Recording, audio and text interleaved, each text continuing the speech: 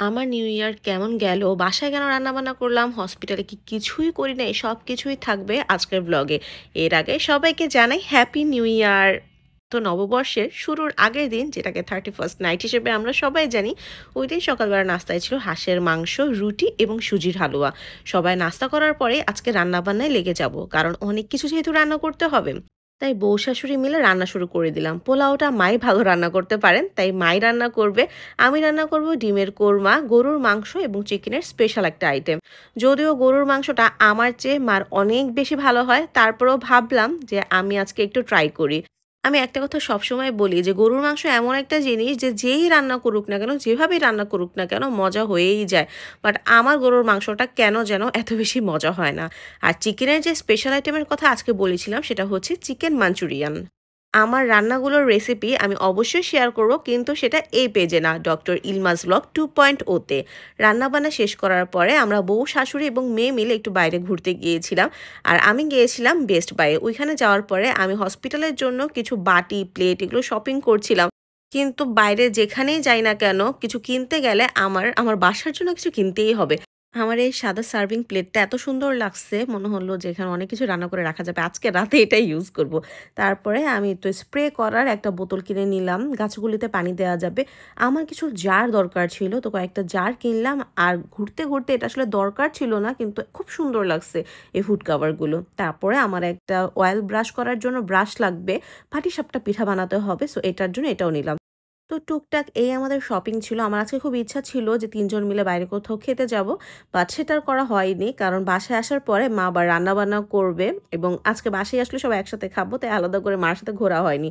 তো এই তো হচ্ছে মার পোলাও, একটু সালাদ কাটা হয়েছিল, তারপরে মা বেগুন ভাজি করেছিল, আর আমি রান্না করেছিলাম এই তো হচ্ছে গরুর মাংস, তারপর চিকেন মাঞ্চুরিয়ান, এটা খুবই মজা হয়েছিল।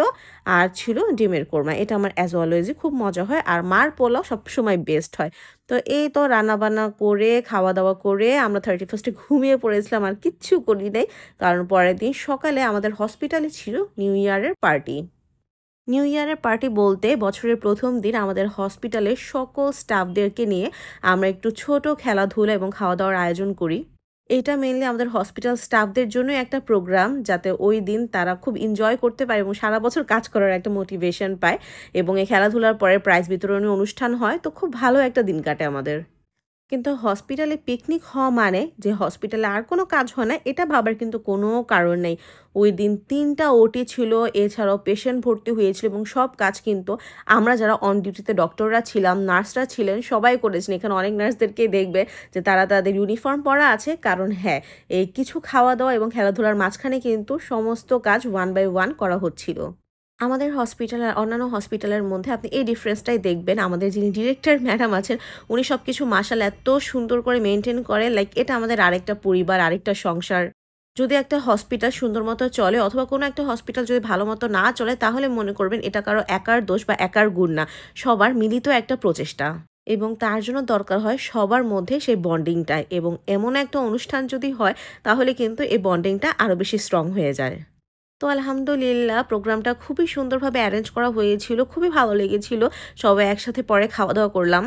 তারপর ম্যাডামের পক্ষ থেকে পেলাম এই সুন্দর একটা সারপ্রাইজ নিউ ইয়ার গিফট। সুন্দর একটা লাল ছোট কাপ, যদিও আমি চা কফি খাই না, বাট কাপটা কিন্তু খুবই সুন্দর। আমার মেয়ে তো এই ছোট মাগটা দেখে একদম নিজের বানিয়ে ফেলেছে। এবং যাওয়ার পথে আওয়াইশার জন্য রাস্তা থেকে কিনলাম এই ঝিলমিল বেলুন।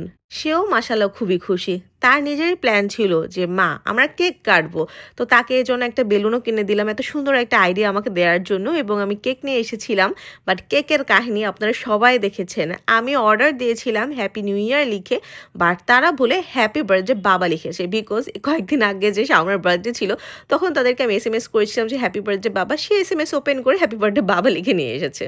আজকের দিনের শুরুটা যেমন সুন্দর ছিল, শেষটাও একটু ভুলভ্রান্তি থাকলেও খুব সুন্দরভাবে কেটেছে। আমাদের জীবনটাও কিন্তু এমন, আমরা কেউই ভুলভ্রান্তির ঊর্ধ্বে না। আমাদের চলার পথে অনেকের ভুল হবে, ত্রুটি হবে, কিন্তু একজন আরেকজনের ভুলগুলো ক্ষমা করে দিয়ে কিভাবে সামনের দিকে এগিয়ে যেতে হবে, এই রিয়েলাইজেশনটা যখন আমাদের মধ্যে চলে আসবে, তখনই আমরা হ্যাপি হওয়া শিখে যাব। আশা করি সামনের বছরটি সবার সুন্দরভাবে কাটবে। আমার পরিবারের পক্ষ থেকে সবাইকে নতুন বছরের শুভেচ্ছা।